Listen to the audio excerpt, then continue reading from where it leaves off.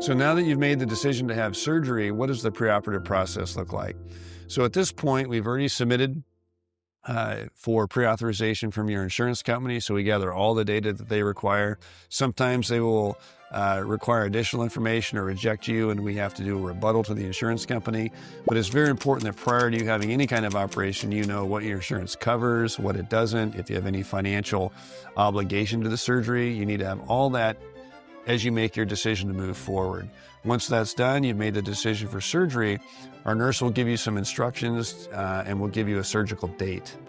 One of the frustrations for our patients is we know what day you're having surgery, but sometimes we can't give you the specific hour.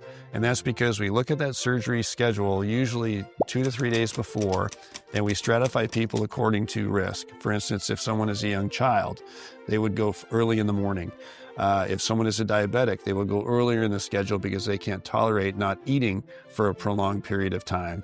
And sometimes we divide them up so that all of the surgeries that are not in ears that have an infection occur before the devices. So that way we're minimizing the risk of infection by putting the order properly in the operating room.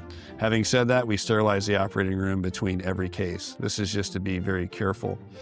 You typically will not be able to eat within 12 hours of your surgery. Oftentimes we'll say don't eat after midnight the night before. And that excludes taking some of your medications, but the nurse will go over that with you specifically. You need to take a shower or a bath the night before surgery to make sure you're as clean as you can be. If you're having surgery in the surgery center, you show up the morning of surgery. You'll meet the anesthesiologist. You'll sign some paperwork to check in. I'm going to ask you at least 2 or 3 times which ear we're operating on because I want to get that correct. We'll discuss with you the perioperative pain management plan that we like people to use.